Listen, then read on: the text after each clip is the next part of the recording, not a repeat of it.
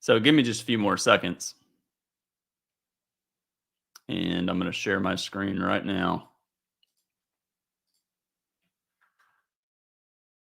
Hope everyone is doing well.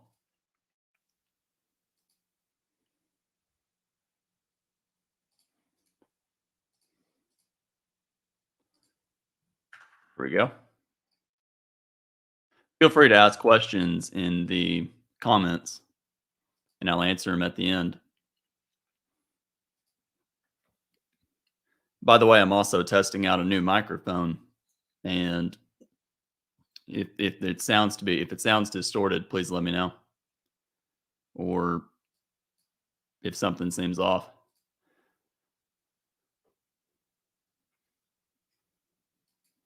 So overall, on the daily chart, we had a pretty much an outside up day. And let's see here, let me zoom in. You can see we came really close to last Thursday's low and reversed up pretty sharp. And right now it looks like we're going to close above the prior day's high. So pretty much a second leg down. You know, if you listen to the blog post, I made a comment that we were probably going to get a second leg down after April the 5th and April the 4th and April the 5th. And that's what we're doing right now. Strong enough breakout, probably going to go at least a little higher. It's a double bottom. We went down and up and then down. So there will be some bulls that'll buy above here. But the biggest problem is it's a tight trading range. So when you look at this, you have a bull bar overlapping this bar, and then this bar is overlapping the prior bar. So it's almost an expanding triangle, and expanding triangles are basically trading ranges. So as far as tomorrow, the two things I think that's going to happen over the next few days is we're probably going to test up here and probably going to go more sideways. The bears, they want to get down to the March 22nd high, which is right here, this line right here. Why do they want to get down there? Because some of the bears sold this high and they scaled in higher, and they're deciding what to do here. Do they get out break even, or do they hold on to their shorts, maybe sell more higher and get out back to March 22nd? The problem the bulls have is this area right here. We're just under a very important support level. Let me adjust this window really quick. make it a little bigger for everybody. We're just under this important resistance area. And whenever you have a breakout that does not break far above it and instead stalls just under it or maybe slightly above it, but when you look to the left, there's a lower high. So here's a high, here's a lower high. The risk is it's some form of a trap and it'll form a lower high and test lower, kind of like down here. We sold off. We're testing the December year-end lows over here, and then we bounced. So until the bulls get strongly above here, I think sideways is most likely. We've been going up since March the 13th, and we're probably going to go, well, we'll probably go a little bit higher. We may not go that much higher before we start to go sideways.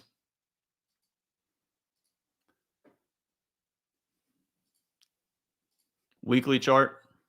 Last week, we formed a perfect doji and probably buyers below, but probably sellers not far above. The bulls, they want to get a strong upside breakout. They want the prior week to be a pullback that leads to a second leg up and a test of the February 2nd highs. And I think we will get there. The question is, do we have to close this gap first? Daily chart. Unfortunately, I've got to add a bar counter for everybody.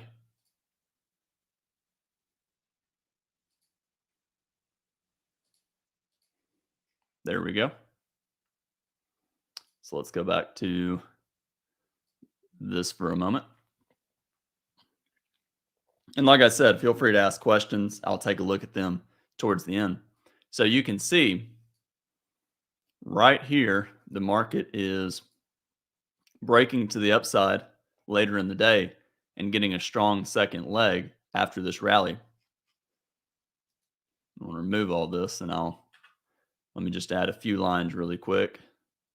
So here is the open of the week, open of the day.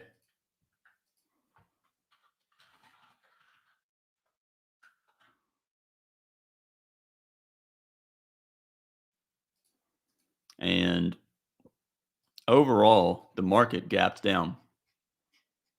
And there's one thing I want to say before I go to the very front of the day. So the market gapped down and the odds favored a second leg, which was here. And the reason the odds favor a second leg is it's similar to the cash index. Let me see if I can do this. Not quite. It didn't quite show it, but you can kind of visualize it on bar one. Bar one is a big bear bar.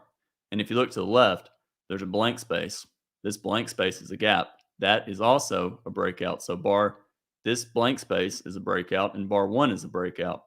Breakouts typically have second legs. So we have a bear breakout, a pullback, and a second leg down. Whenever you get this much of a pullback, the odds favor the market being in a trading range. And whenever you're in a trading range, you never know how many buyers are at the bottom of the range. So when you look at this and you say, yeah, it's consecutive bear bars, it's a micro channel, there should be sellers above. And I agree, there should be sellers above. This was a low probability event. Low probability implies there's a probability to it being successful, which means whenever you get this, you have to be prepared for the opposite. And the opposite is trapped bears and a strong reversal. Back to the Emini. We have a big gap down, odds favor, second leg. And if you listen to the blog post, you'll remember that I mentioned that whenever you get a gap down, you typically get a second leg in the direction of the gap. When I say direction of the gap, I mean in the direction of the gap. So gap down, expect a second leg down. Let's find the gap up. And this is a very important concept just because it's one of those, if you can remember it, it gives you some reasonable clarity into the day. So let's find gap up. What do we expect? We expect a second leg up. Is this the second leg? It might be, but it's probably not going to be, which means this sell-off might be the pullback. Kind of think about today. Today gapped, today's kind of the inverse of this. So if I go back to today, we gapped down, we rallied, and we went down, and we formed a second leg. So let's go back to the 29th, where there it is. So we gapped up, we went sideways to the moving average, and what happened? We got a second leg. The second leg lasted much longer than today, but it met the minimum. So always remember when you get a gap, and what's a big gap? I don't know. When I look at it and I say, yeah, that's a reasonable surprise, reasonable enough gap, it should have a second leg. So when I look at this gap down here on Thursday, April the 6th, I'm going to think, let me do this so it's easier for everybody to see it. When I see this right here, I'm going to think, yeah, this is a big enough gap. It should get a second leg down. We had a strong rally, and this right here was that second leg down. So let's start. I'm going to just review bar by bar. First bar of the day, it is a trading range bar. Trading range bar, probably buyers below, probably sellers above. If we reverse up, I still believe we're going to get a second leg down. That's why the one thing I don't think is going to happen is a strong rally that reverses the gap without pulling back. Bar two, a reversal bar.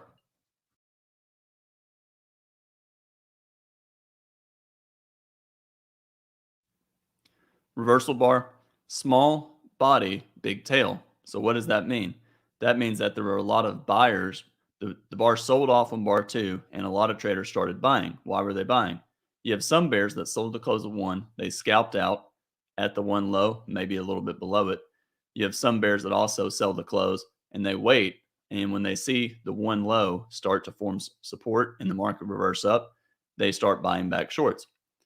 Bar two, remember what I said, the body is small. So what does that mean? That means that this bar is more of a bear bar. It sold off and then rallied. That's good for the bulls. But when you think about it, the bar had a lot of selling pressure on the way down and not as much buying pressure on the way up. So yes, on a smaller time frame, it's a bear bar and a bull bar, but you've had a big sell off and a rally. So it's almost like a 50% pullback. That means that there will be some bears selling in this area. Now, what about selling above three? For me, I would not. And the reason I would not is I think there's too much risk of the market going above one. So if you sell the two high, what do you do at the one high? Do you put your stop there? Unfortunately, if you're selling the two high, you probably need to sell more at the one high. And that's very common in trading range days. Trading range days, they're almost gunning. You hear everybody say it, the market's gunning stops in trading range days. And that's true, but the reality is the reason why the market's gunning stops is in a trading range, whatever seems like a logical stop is usually where the market's going to reverse. So bar six here, it's reasonable to buy. The market goes your way. Maybe you put your stop at break even. Maybe you put your stop below a bull bar like the 9 low or the 8 low. And what happens? The market goes below it sideways and then reverses. Same thing here. We could easily go above one, go sideways, and reverse back down. 3, good bar for the bulls. Is it by the close? It might be, but it's by the close within a tight trading range. And remember what I said, gap down, expect a second leg. So this might be a trap, trapping bulls into buying too high. We're also really close to the last Thursday's low, April the 6th. You have to wonder if the market is going to have to get down to this blue line right here. Reason I say that is if I'm a bull and I buy above 2 and I put my stop below April the 6th, this blue line, I'm probably going to get stopped out because I would have a small risk or a tight risk, and my reward might be the middle of the range. So I'd have strong risk reward, which means low probability. 4, it's a double top. We sold off on 1, we sold off on 4. So what does 4 tell you? To me, it tells me a few things. 1, anybody that sold the 2 high and sold more higher made money. The bulls that bought 2, what did they do? They scalped out during 3. If I'm a bull, if I'm looking for a breakout, I do not want to see traders take profits. So kind of like over here. The market broke to the upside, started to rally, and the pullbacks were fairly small. And anybody that sold the 18 high or during 19, they got trapped and they did not have an easy way to get out. Bears that sold and scaled in, they were able to make money. So, what about buying below 4? I would not. I think it's reasonable.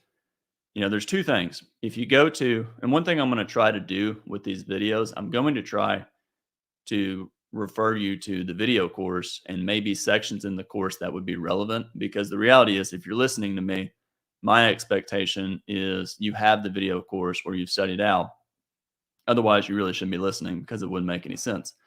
There is a section, I believe, in breakouts, and maybe the people in the comments can, correct me to where the video is.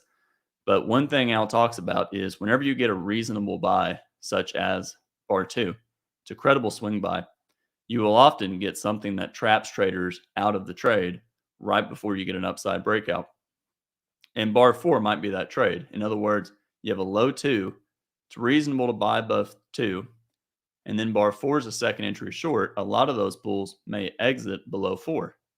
So you know what I'm going to say. What happens if 5, this next bar or this next bar, is a reversal bar?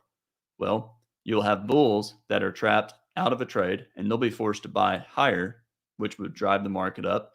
You'll have bears that sold below 4 trapped into a losing trade, and they will be forced to drive. They'll be forced to buy back shorts and drive the market up. So a lot of good swings do that. You have a strong breakout up to 9, and you get this deep pullback, and then you get the second entry on, what is this, bar 14, this big bear bar right here where my mouse is. Well, what do you do if you got out of longs? If you don't buy again here, you have to chase the market up, and that's what partially causes this. So always remember, whenever you have a lot of trading range price action, it's really common for the market to try and force you out of the trade only to go your way. So when I see a second entry low in what's probably a trading range, I'm respectful of the second entry. In other words, I do believe there could be sellers below, at least 40%, maybe 50% chance there is. But I'm also wondering, is this going to trap bears into a bad short and then immediately reverse up? In bar 5, this doji gives us a lot of information. It's a doji bar. So a lot of bears, they sold below 4 and they scalped out for 2 points. You can see the low of this bar is 275. So your entry would be 250. And the market went to 150. So actually, it's a 5-tick trap. Your entry price would be 2.5. And then the low of this bar is, let me actually have it backwards. Give me just 1 second. You really can't see this on the screen. I don't know why the data window is not popping up when I share it. But anyways, the low of bar 4 is 4102.75. So 1 tick lower would be 0.5. And the low of this sell-off here would be just enough for a 2-point scalp. And anyways, to keep it more simple than that, the way I would view it is bar 4, good bear bar, and then the next bar is a bad sell signal. It's a bad entry bar. A lot of traders will convert this into a scalp. If I sold below 4 at the low of the day, what am I hoping for?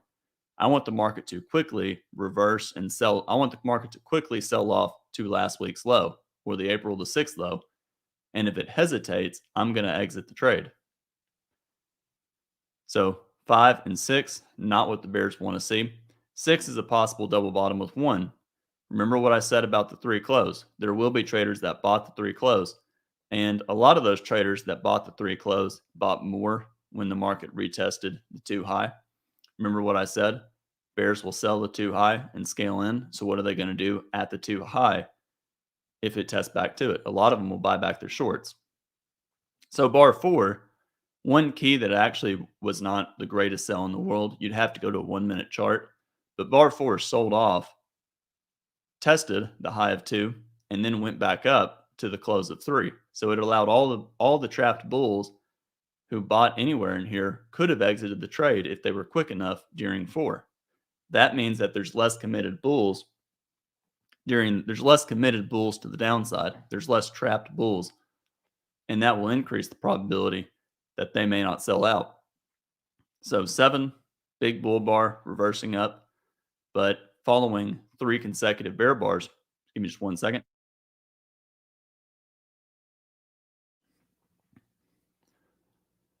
It's probably always in long. You can argue it's a double bottom with 6, and the bulls want to get closer to the moving average. If I'm a bear, I would certainly exit shorts above 7. And if I sold below 4, I would be very quick to get out in here. Remember what I said, I want the market to race down to my target. And then bar 8, decent follow through, but it's a small bar and a pretty big tail. So more traders, you have to ask yourself, why were traders that bought the close of 7 able to enter several points lower? If you're buying the close of 7, you want the market to race up sharply. And if it doesn't, what does that tell you? That means that there were less traders buying the close and more traders buying a pullback. So whenever you have traders looking to buy a pullback more than looking to buy, one tick higher, that is a sign of trading range price action. 9, a doji. So now think about this stop entry on 7. Bull bar, big risk, weak entry bar.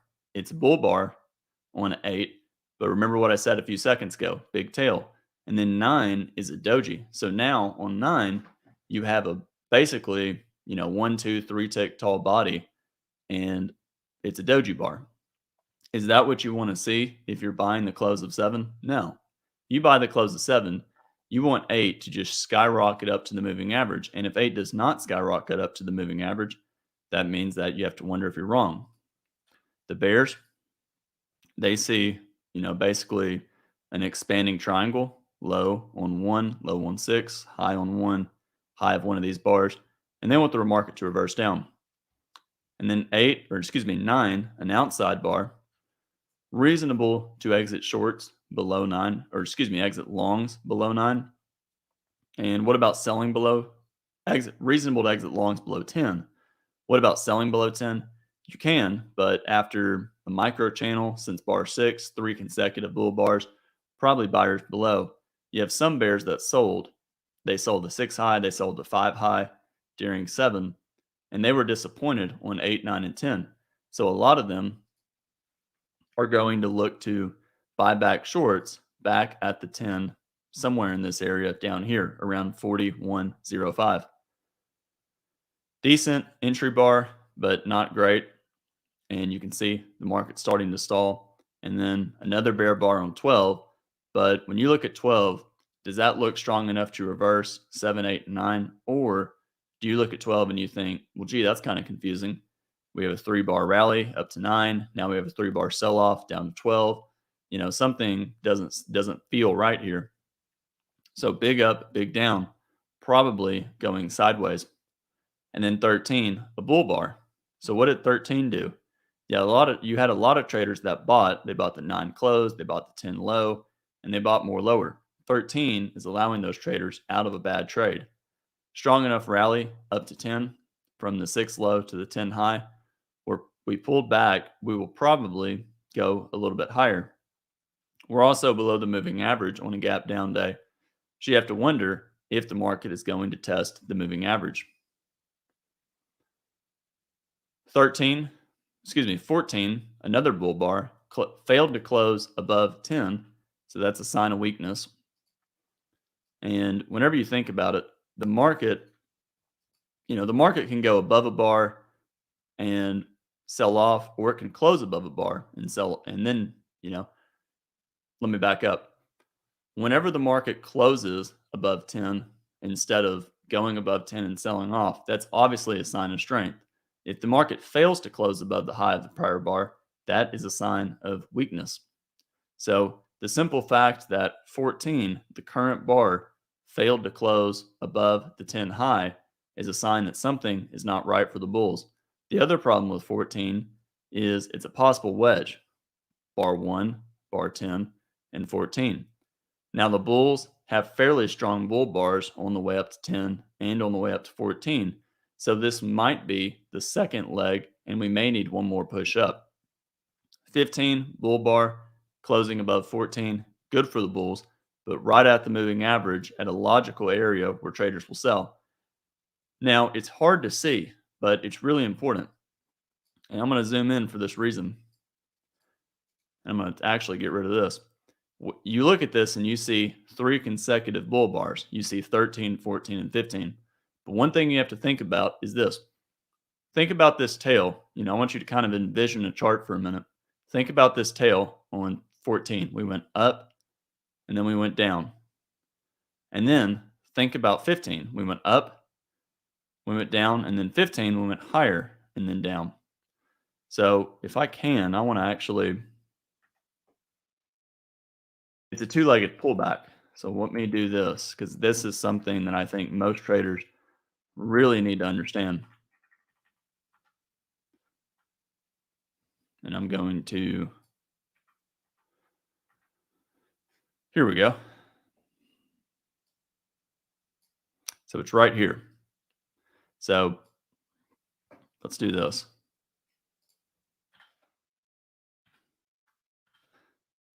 It seems like something minor that I'm talking about, but I can assure you it's really important. It's subtle, but it's one of those things. The stronger you can make your imagination of what a chart looks like, in other words, what I'm saying is the better you can get at understanding what a different time frame is going to look like, the more you're going to understand that one time frame.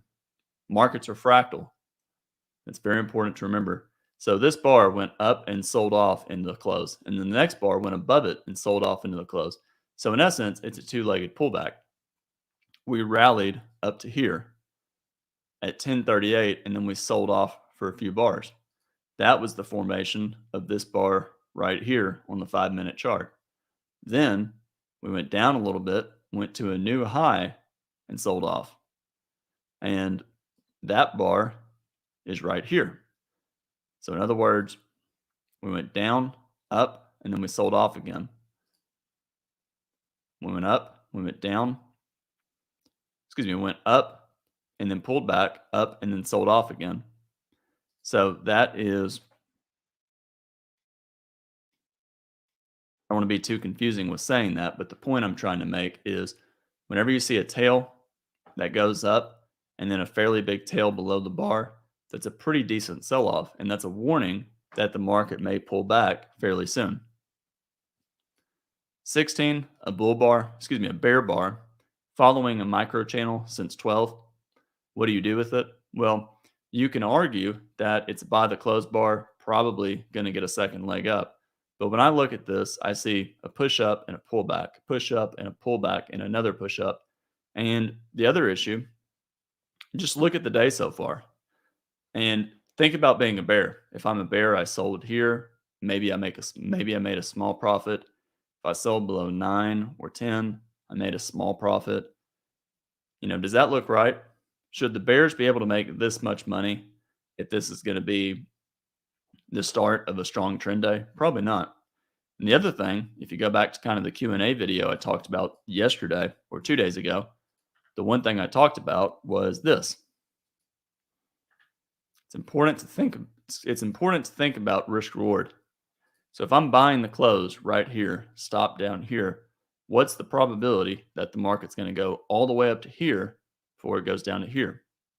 Maybe it's 60-60, maybe it's closer to 50-50, but the second you think it's not 60-60 or 60% that it's going to go higher, you have to exit the trade. Big bear bar. So what does that tell you? That tells me something's wrong. And a lot of traders, when they see this bar, a lot of them will just exit because the market failed. The market closed it closed below the 10 high right here. So the bulls that bought 14 or 15, they failed to keep the market above this high. That's a sign that this is a trading range. If this is a trading range, we may pull back all the way down here. We could pull back all the way down to here. I know, I didn't mean to say 60-60. I'm talking too fast. But anyways, we could pull back down to here or here. So if I'm a bull, do I really want to buy and put my stop where the possible low of a trading range could be? Of course not. And that's also the problem with selling below 10 and putting your stop above 10. You can do it, but it's not ideal. If you sell below 10, look what happened. That would be very upsetting to sell below 10, get stopped out above 15 or 14, only to see the market go your way. So a lot of traders, when they sense the market's in a trading range, they sell below bars, they sell more where where a logical stop should be, and then the market goes their way. A lot of traders, they buy, even though it's really high in a trading range, they buy more somewhere down to where, maybe bulls would be exiting, and they exit the trade. But the problem with buying in here is the logical stop. You could argue it's the 12 low, and it probably is. But if it gets to the 12 low, there's probably more buyers below. So the stop might be somewhere down here. And if you're buying up here and selling down here, what do you think you have to do in the middle? You have to scale in. So if you're buying up here, you really want to be able to buy more lower. Otherwise, just wait for the breakout. Don't take this trade. 2 consecutive bear bars on 17, probably buyers below and going lower. You can see bears that sold the 12 high and scaled in made money. So if you're a bear, you can almost sell anywhere and scale in and make money. The bears that probably sold the 12 close are probably going to be able to scale in and make money. And 18, another big bear bar. What about selling the close of 18? You can do that. But remember these tails, what I talked about? We sold off and rallied on 16. 17, we sold off and rallied. 18, we sold off. So this might be some kind of a wedge bottom. We went down and up. On the next bar, we went down and pulled back during the bar. 18, we may sell off and pull back. So to me, this might be a trap. But 4 consecutive 4-bar micro channel, probably sellers above, scaling in higher. One important thing to realize is we've had a lot of micro channels on this day. 3-bar micro channel, 1, 2, 3, and then we broke the micro channel. Micro channel on 6, 7, 8, 9, and 10. Deep pullback, second leg up. Another micro channel, 12, 13, 14, 15. And now we have a micro channel down, 15, 16, 17, 18. Whenever you have micro channels back and forth, that means you're in a trading range. And that means that the market's often testing some sort of, midway point, 50% price level. 19, surprise bar. Strong enough surprise, probably at least a small second leg up. But to me, if I bought the 15 close and scaled in lower, I'm fairly disappointed. So probably not going all that much higher. 20, consecutive bull bars, but testing the 15 close. Probably not going all that much higher. And then 21, a breakout. So the market broke out to the upside on 19, pulled back, started to go sideways on 20, and broke out to the upside again on 21. 21, it's a strong bar. And it could lead to the start of a measuring gap. So you always have to wonder, maybe the low of 18, the high of 15, and maybe we're going to go somewhere up to here to 41.20. But my problem here is we have a big bar, small bar, and then a big bar. We may get a small bar. To keep it even more simple than that, we had bears that sold the 1 high, scaled in higher. They made money here. We had bears that sold the 10 high here, scaled in higher on 14 or 15. They made money. What do you think is going to happen to the bears that sell the 15 high and scale in? Well, the reality is those bears are probably going to make money. So there's probably sellers up here. Doji on 22. So we broke out to the upside, new high of the day on 21. Good for the bulls. And then 22 is the doji. What does 22 tell you? It's profit taking. Remember what I said about bar 5? If you sold below 4 and then you see 5, what does that tell you? That tells you that more traders bought on the way down than sold. So bulls, most of the bulls that bought the close of 21 or above 15 started selling on the way up. Bears, they started selling as well. That's what caused this doji. And 22, what did those bulls do? You had a lot of bulls that bought the close of 21. Maybe they didn't sell on 22. And on 23, as the market went up, a lot of those bulls started selling out of longs. 24, bull reversal bar. You can call it a high one buy, but if you've listened to me over the past couple of weeks, I've talked a lot about high ones being bad signal bars in trading ranges. High ones, just put it in one category. An inside bar, high one, is typically a bad breakout bar or stop entry unless it is in leg one of a strong breakout. So we had an example of it here. We have a strong breakout, 18, 19, 20, and 21. This is on last Thursday, and we have an inside bar. And it's probably going to have a second leg up, so it's an okay bar to buy above because there's going to be higher prices. We have 29, this doji, strong enough breakout, traders buying above 29 and buying lower. The reason why bars like this, 24, don't necessarily lead to higher prices is in a trading range, traders will see the prior bars, 22 and 23, as a strong enough downside breakout that 24 is a pullback, which means 25 should get a second leg down. You'll have traders that will sell above 24 and scale in, betting on a second leg. 25, strong bull bar. It's always in long still, yes, but we've sold off at every new high, and we're probably going to do the same. So there's probably sellers somewhere above. Another bull bar on 26. 3 consecutive bull bars here to 15, 3 consecutive bull bars to 21, 3 consecutive bull bars to 26. Good for the bulls, but to me, lots of selling pressure. It's possible the bulls get some sort of measuring gap and measure move up, but right now, to me, this looks like a leg in a trading range, and it's following a gap down. So here's the start of the gap. You can argue that this is maybe the gap is from the 1 low to the high of bar 1. And if it is, this is right at a 50% pullback of the gap. Sell off, pull back. You always have to wonder, second leg down, following a gap. A doji, so new high of the day and a sign of weakness. New high of the day above here or here, sign of weakness. Broke out above these bars, pulled back. New high on 21, above 15, sold off. So what do we think is going to happen up here? I see a doji, and I see several attempts at new highs and several sell-offs. Then we have another bar. So now we have another high one buy. Are traders going to buy above it? Well, they might, but this is now a buy climax, a second buy climax, a third buy climax, and a fourth one. Probably sellers above, scaling in higher. And at some point, we're going to test one of these lows. Surprise breakout. So many sellers at the 28 high that it didn't trigger. And instead, a lot of those traders, when they saw the 28 close, they just hit sell the market. You have bulls. Some bulls, they bought 26. And the reason they bought it was because they anticipated that this is a bull breakout of a bull channel, and we're going to go for some kind of measured move. And if they're really lucky, we'll rally up to yesterday's close. And when the next bar was a doji, they were disappointed. And then the next bar was a doji.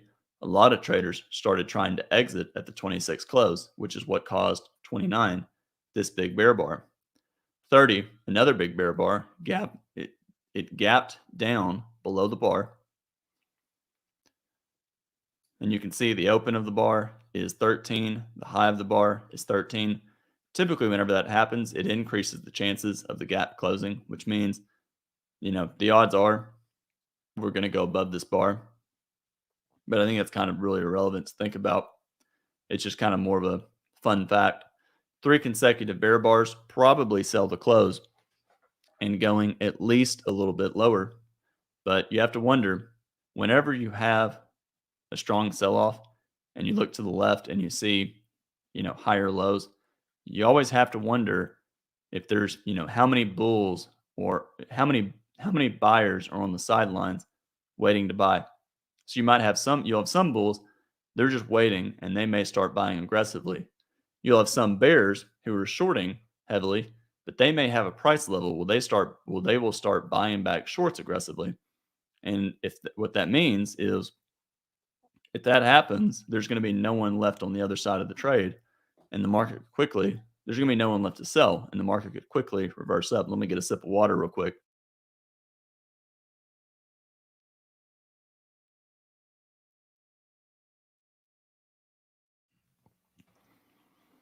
Another tail testing the 12 low. So we had a spike on 7, 8, maybe 9, deep pullback. So possibly the start of a channel, and we're channeling up.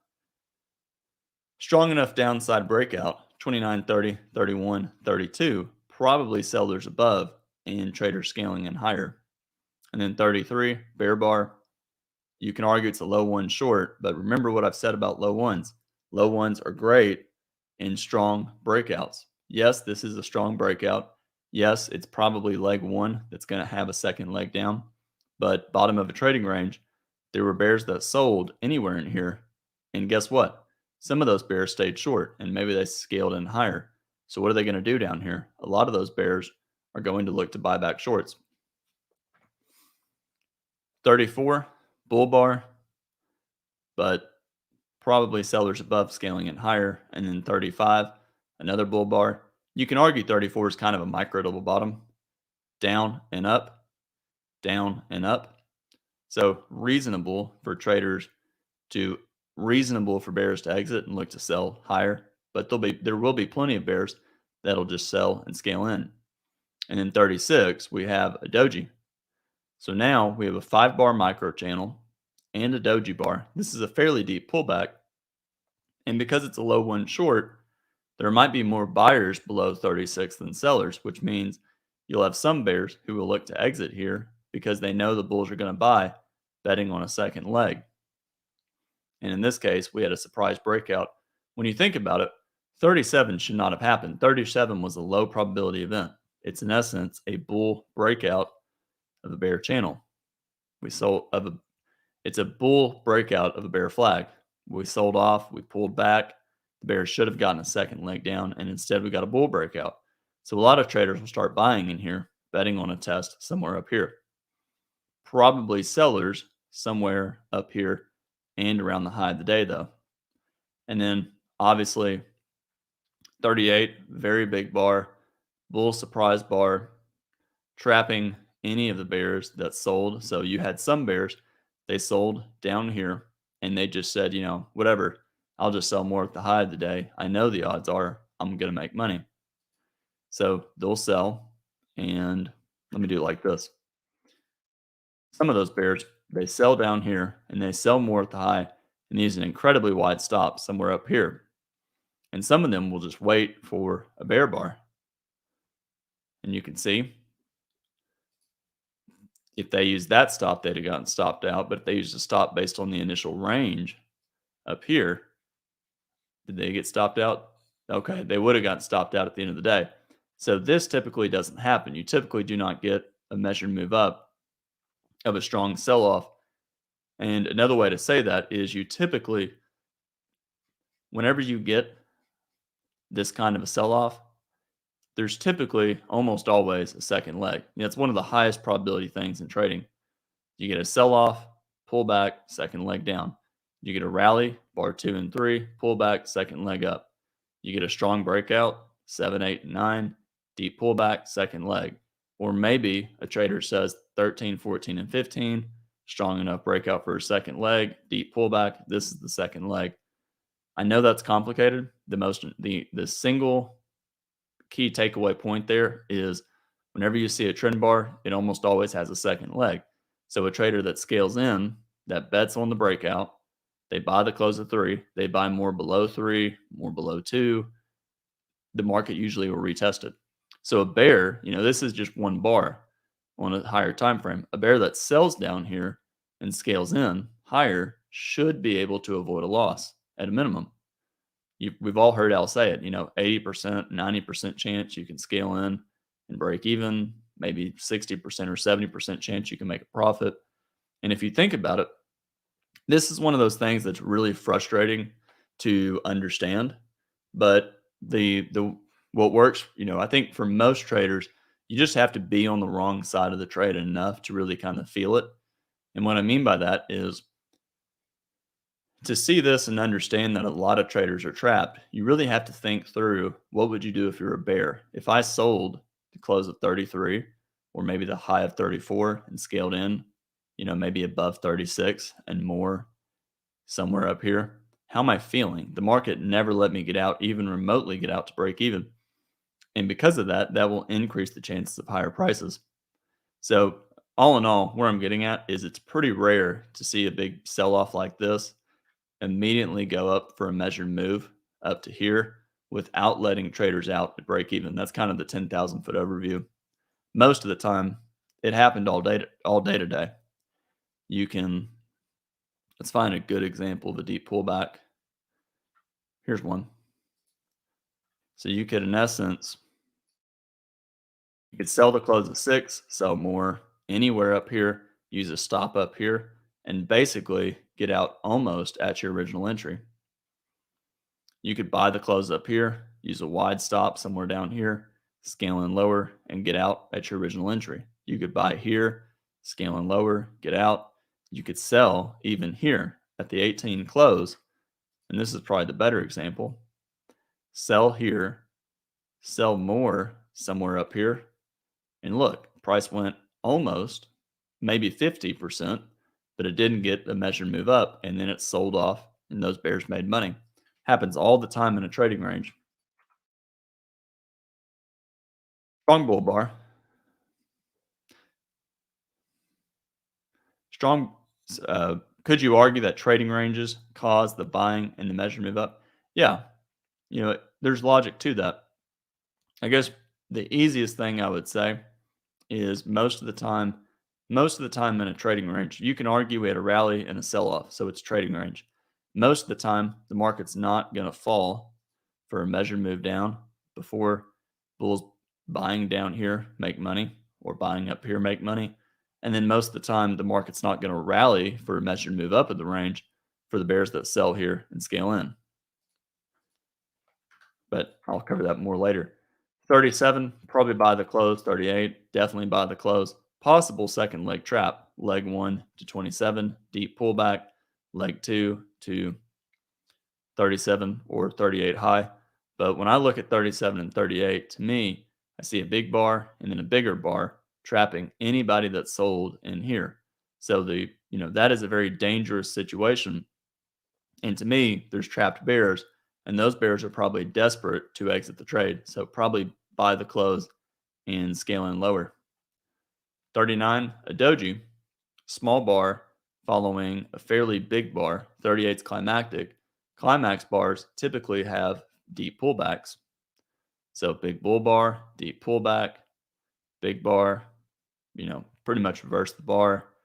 We had, a bigger bear bar here, reversal, big bull bar here, following a small bar, big bar being on 21, and then a pullback. 26, a little bit of a bigger body, so somewhat climactic, and then went sideways on 27, 28. 31, big bear bar, but then sideways for a few bars. Happens all the time. So high one by 39, but to me, it's the weakest looking high one of the entire day. Smallest body, but probably the best context. 37, big bull bar. 38, another big bull bar. So traders buying the close, buying more above, and buying for any reason. Now, the one thing to think about here is whenever you get a trading range bar like 29, it's a sign of hesitation, and it's basically a magnet. So to me, whenever I see this, I'm always kind of thinking about the market's going to retrace this at some point. So same thing. That doesn't mean I want to sell on the way up, but for me, if the market starts to go up, a lot of traders will set limit orders. They'll scalp out a part of their trade and they'll set limit orders to buy back around the 39 close. It's kind of why the market rallied and then pulled back to it here.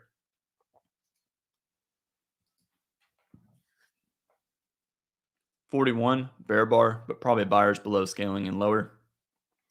42, an inside bar, forming a triangle, but bears aren't making any money. So until the bears start to clearly make money, you'll have bulls buying for any reason. 43, bull bar, but you can see even in this area right here, another trading range bar, traders will start to scalp out and look to buy back into the range. Strong close on 44, but doji bar 43. So a sign that the market's going to pull back soon. We're getting far from the moving average, and that will also increase the fact that the market's going to probably pull back. 45, another bull bar, but forming somewhat of a wedge. 40, 43, and 45, and 46, a doji. But to me, I'd rather look to buy a pullback here. I do think, there will be traders buying here and scaling in lower, but it's kind of one of those, if you buy, where do you put your stop?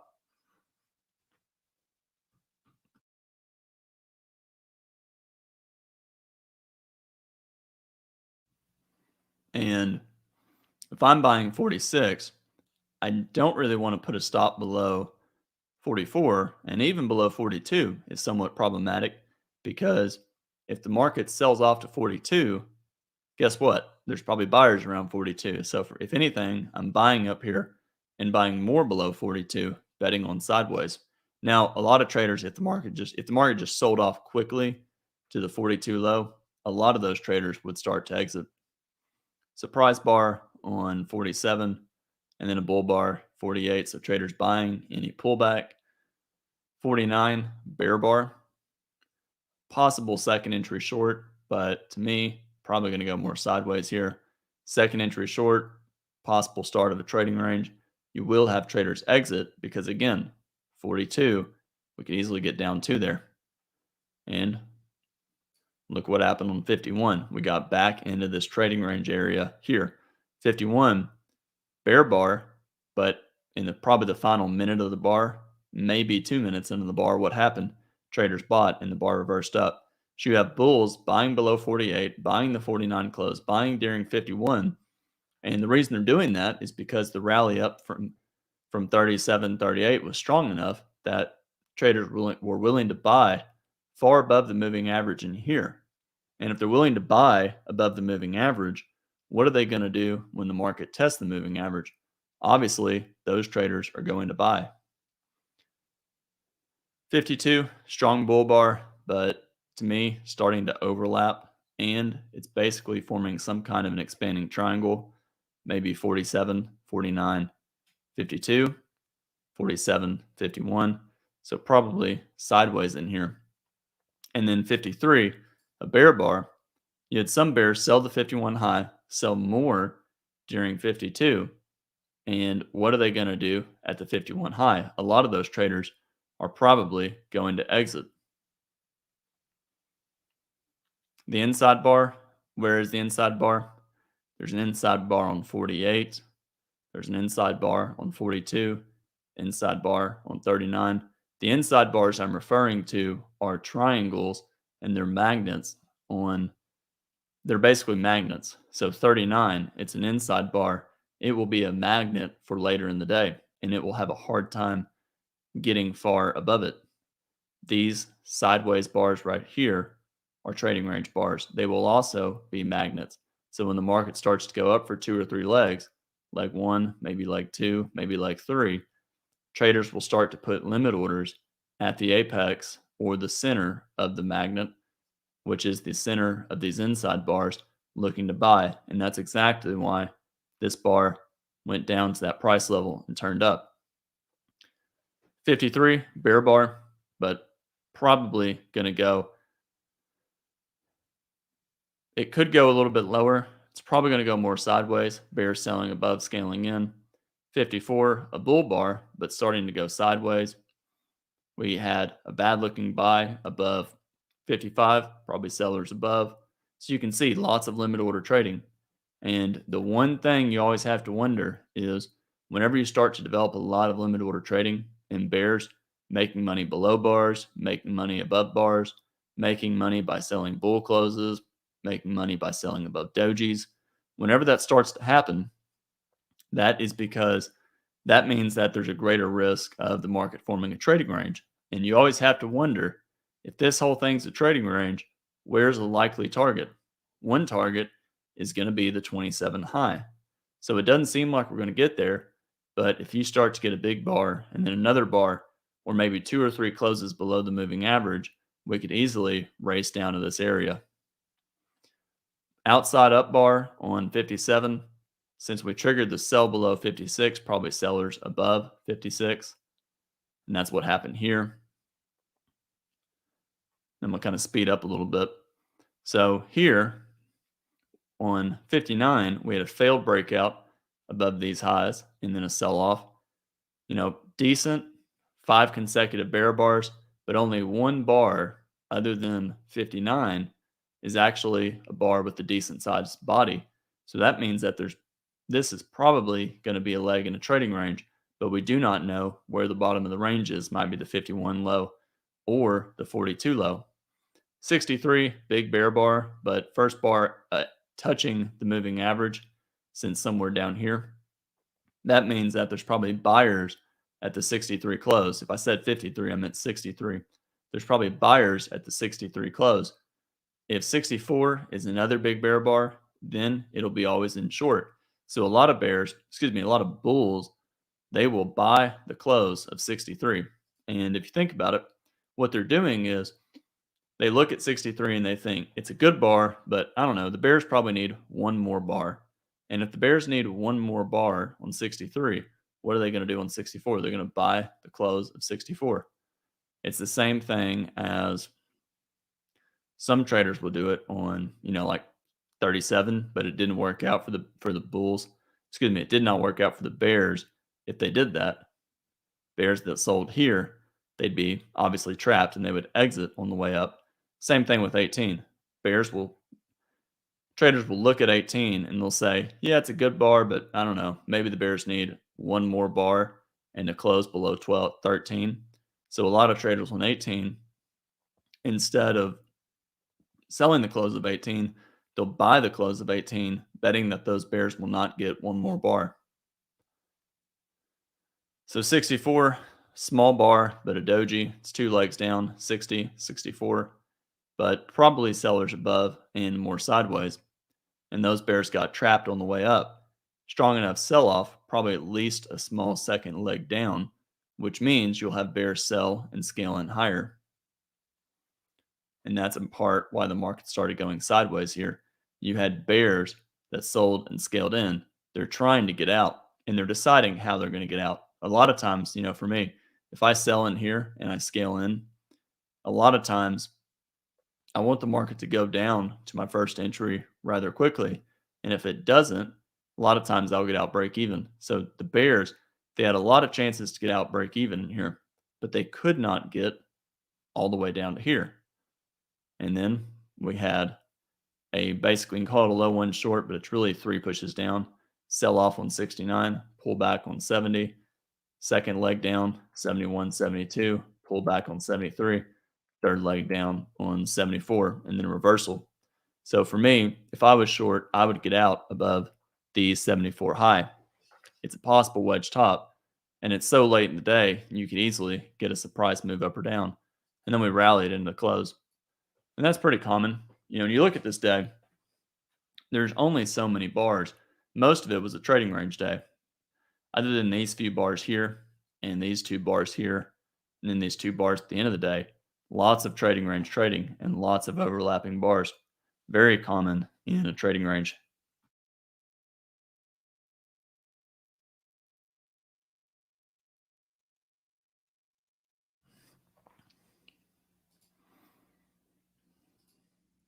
Stop entries, I thought 2 was reasonable, but for me, once 4 started to go down, I think a lot of traders would look to exit.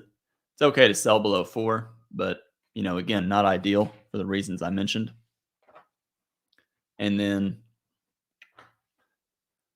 reasonable to sell below 10 or buy above 13, but you're in a trading range and it's not clear yet if it's always in long or always in short.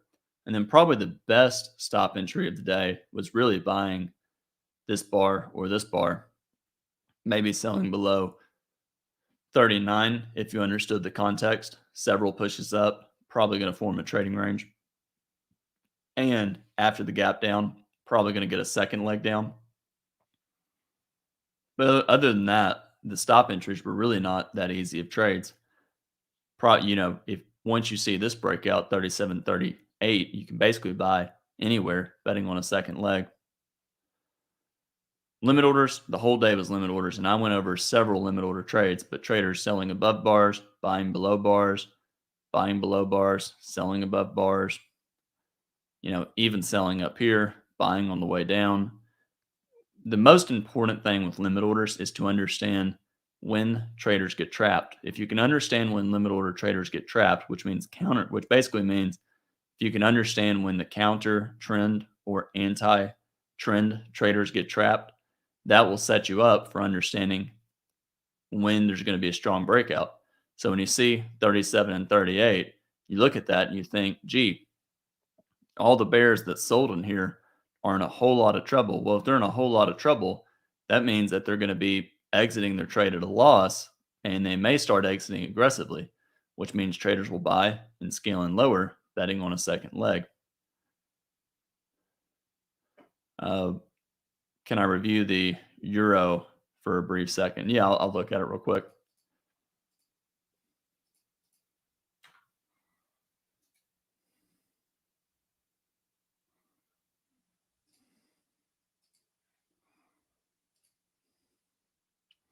Here is the euro dollar.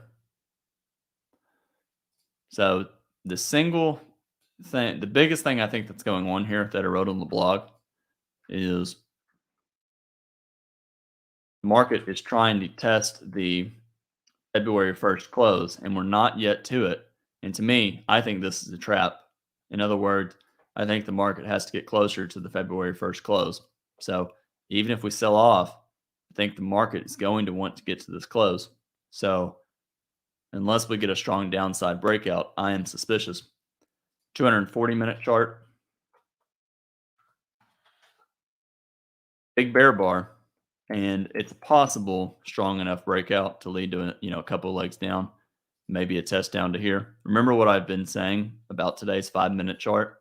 We have a strong sell-off and a strong rally, but the bears, any of the bears that sold somewhere in here, and they waited to sell more higher somewhere up here, guess what?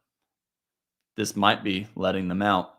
So whenever I see a big bar and I look to the left and I see a lot of trading range price action, I'm always thinking, is this a trap? Is this going to trap the bears into selling late or low in a move? Leg one, maybe leg two, leg three. So this could be a second leg trap. If we go to a 480-minute chart, it's a bull bar. And you got to start thinking, I don't know. Bears got trapped selling in here, and this is a pretty strong rally. Do I really want to be selling in here? This might be a trap. And the bulls, the problem with buying in here is we may have to get down to here. So to me, fairly confusing picture. If you want higher probability, wait for a stronger reversal. Let me look at some questions real quick.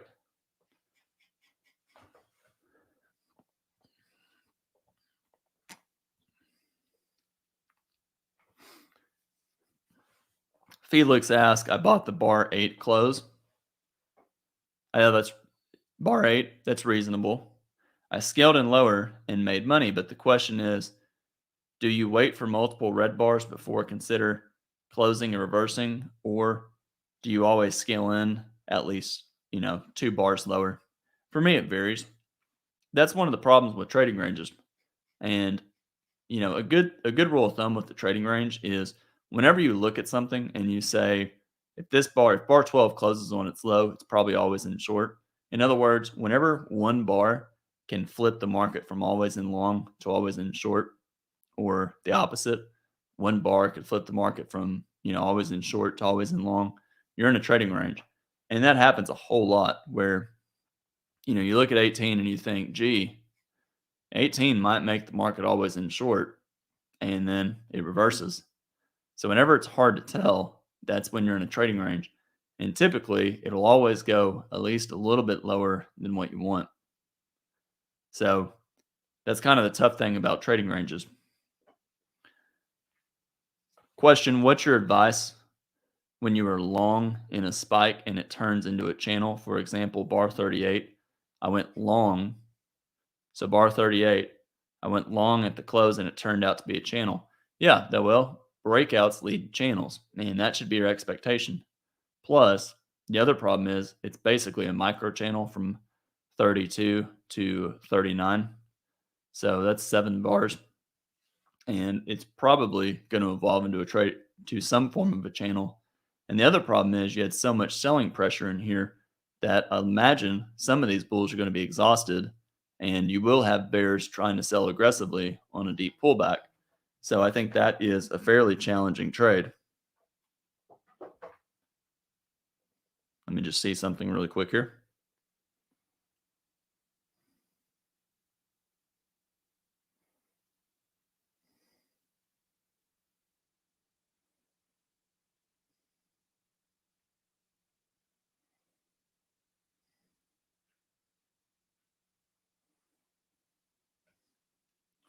Just have to check something.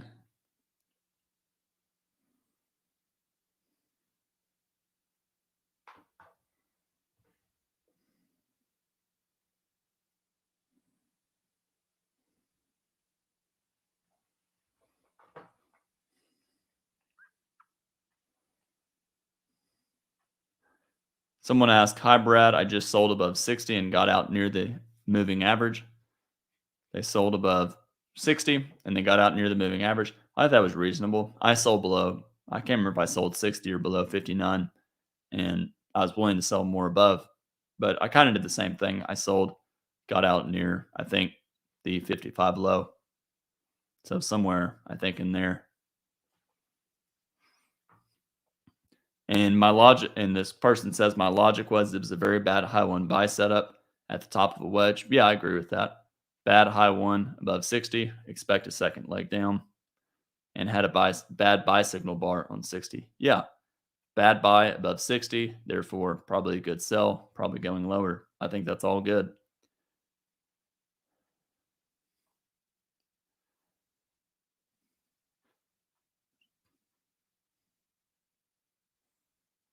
Looking for a few more questions.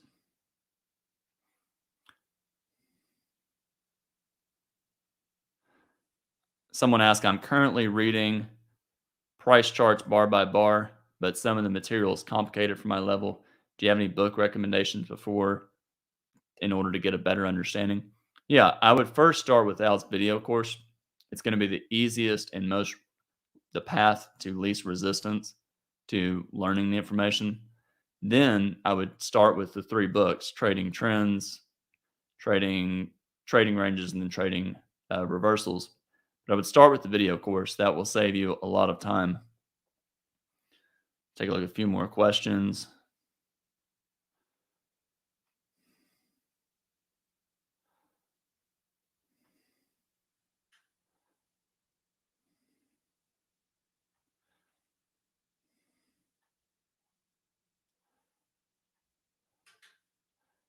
Andrew asked, where would a stop go below 39? If I bought the close at 39, I mean, you could put it below the 37 or 38. I think the reality is if you're buying the close at 39, the first question is what's your premise? If you're buying the close using a wide stop, you're doing it anticipating that the market is probably not going to pull back that much before it retrace. And by the way, I was looking at my phone. I did something dumb I just realized, but this is just kind of a lesson for everybody. I actually was long in here and I didn't realize, but I had a stop much tighter than I thought, and it was somewhere in here. And my thought was it wasn't going to pull back that far. I thought it was below this bar, and unfortunately, I think it was, but unfortunately, with Forex, I forgot to move it. The bid ask spread went to like 14 pips. So when this bar went down, it triggered my stop that was down here. And what you have to remember whenever you're trading higher time frames with Forex, And obviously, I couldn't re-enter because the bid-ask spread is now 14 pips, and I'm not going to re-enter and just get terrible slippage.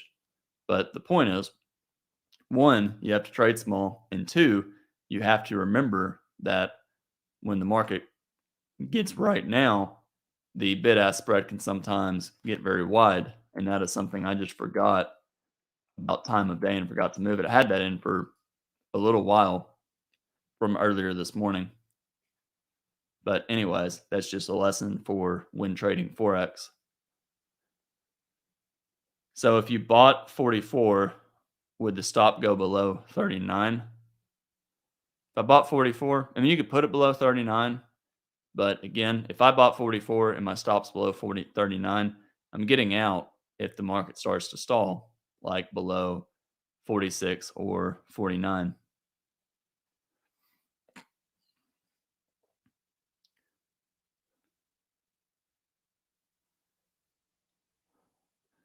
So Pedro asked, Brad, after a spike in bull channel, when the market breaks out and retests the start of the channel, the first pullback. So when the market, after a spike in channel, so spike up to 9, pull back to 12, and then we channel up. This person asked, will the first, when the market breaks out and retests the start of the channel, so when it sells off and retests the start of the channel, is it common to have a double bottom? So after this, the retest will have an extreme. Yeah. So the market cycle, a trading range is always going to be a double bottom is always part of a trading range. A double top is always part of a trading range. And what that means is whenever you get a spike, pullback, and channel is the start of a trading range. The pullback testing the start of the channel is the formation of a trading range. So a leg in a channel is a trading range. And then the breakout of the channel, we have a bull channel, we broke to the downside, is another leg in a trading range. So you can kind of see it like this. We have a double bottom, we broke above the neckline here. But you can also argue we had a failed double top, the 27 high, and this bar, 38. And when the market failed in this area and it failed to reverse, we went higher. So a double top and double bottom, a successful double top or a successful double bottom is basically a measured move of a trading range.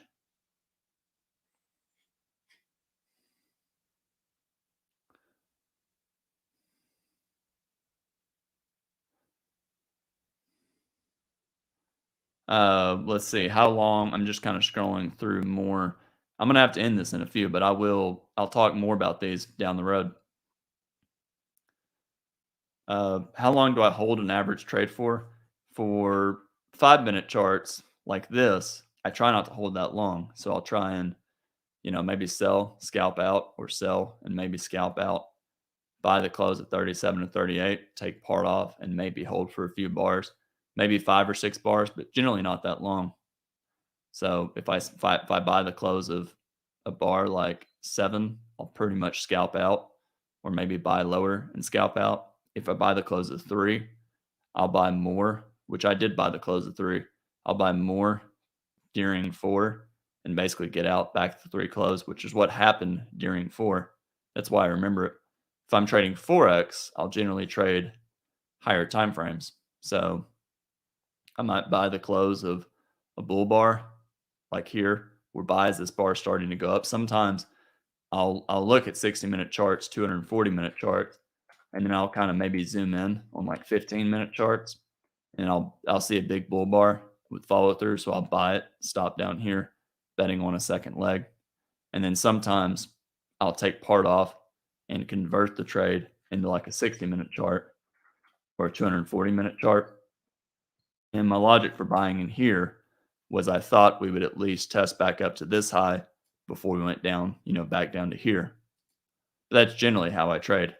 Okay, I've got to end this, but I hope everyone found this helpful, and I look forward to doing more of these in the future. Okay, I hope everyone has a good rest of their day. And everybody take care.